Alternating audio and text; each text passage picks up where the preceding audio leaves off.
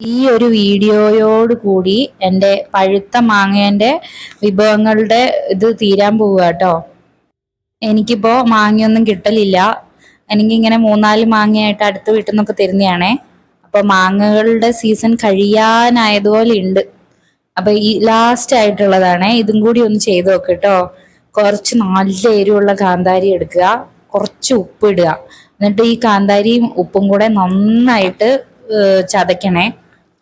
നല്ലോണം അരയുന്ന പോലെ ചതച്ചെടുക്കുക. തീരെ പുളിയില്ലാത്ത നല്ല മധുരമുള്ള മാങ്ങ തന്നെ വേണേ. ഇതെന്റെ നാത്തൂൻ അഞ്ജുവിന്റെ റെസിപ്പിയാണേ. അവള് പക്ഷെ കല്ലിലൊന്നുമല്ല, കൈകൊണ്ട് തന്നെയാണ് ഈ കാന്താരിയൊക്കെ ഉടയ്ക്കുക. എന്നിട്ട് ഒരു മാങ്ങ 2 മാങ്ങയൊക്കെ ഇട്ടിട്ട് ചോറിന് കൂട്ടി ഇങ്ങനെ കുഴച്ച് കഴിക്കേ. അത് കാണുമ്പോൾ തന്നെ നമുക്ക് വായിൽ വെള്ളം വരും. ഇതിപ്പോ ഞാന് കല്ലിലൊക്കെ നല്ല കൈയൊക്കെ എരിയും കേട്ടോ. ഇത് മുളകിന് നല്ല എരിവായതുകൊണ്ട് നമ്മൾ കൈ കൊണ്ട് തൊടാത്തെയാണ് നല്ലത്. ശരിക്കും ഇത് കൈ കൊണ്ടിട്ട് കുഴച്ചിട്ടുണ്ടെങ്കിലാണ് അതിന്റെ കറക്റ്റ് ടേസ്റ്റ് വരിക. പക്ഷെ കൈ എരിയും. അപ്പൊ നമുക്ക് ഇത് ഇങ്ങനെ ചതച്ചിട്ടൊന്ന് എടുക്കാം കേട്ടോ. ഈ കല്ലില് ഉപ്പും മുളകിന്റെ ഒക്കെ ഉണ്ടാവേ, അതപ്പൊ എല്ലാം എടുക്കണം കേട്ടോ. ഒന്ന് ഈ സാധനം കൊണ്ട് തന്നെ ഒരു കുത്തു കൊടുത്താൽ മതി മാങ്ങയ്ക്ക്. ഒരാൾക്ക് ഒരു മാങ്ങ വീതം.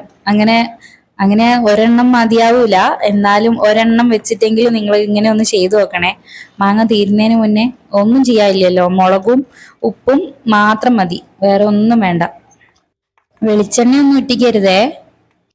ഇത് കഴിച്ചു കഴിഞ്ഞാല് ചുണ്ടിന് ലിപ്സ്റ്റിക് ഒന്നും ഇടണ്ട കേട്ടോ. നല്ല മധുരവും എരിവും ഉപ്പും കൂടെ. പുളി ഉണ്ടാവരുതേ. പുളിയില്ലാത്ത മാങ്ങ തന്നെ വേണം കേട്ടോ. ഞാൻ ഇപ്പം അത് ചോറിന് കൂട്ടാനൊന്നും നിൽക്കുന്നില്ല. ഒരു മാങ്ങ ഇങ്ങനെ തന്നെ കഴിച്ചു നോക്കട്ടെ കേട്ടോ. നമ്മളെ കല്ലിലുള്ള ആ എരിവൊക്കെ കൂട്ടിയിട്ട് ഞാനൊന്ന് കഴിക്കട്ടെ. മാങ്ങേന്റെ പുറത്ത് മാത്രമേ ഇപ്പൊ നല്ല എരിവ് ഉണ്ടാവുള്ളൂ കേട്ടോ. ഇതിങ്ങനെ ഒരു 5 മിനിറ്റ് വെച്ചിട്ടുണ്ടെങ്കിൽ ഉള്ളിലേക്കൊക്കെ എരിവ് പിടിച്ചോളുവേ. കഴിച്ചു നോക്കിയിട്ട് പറയണേ.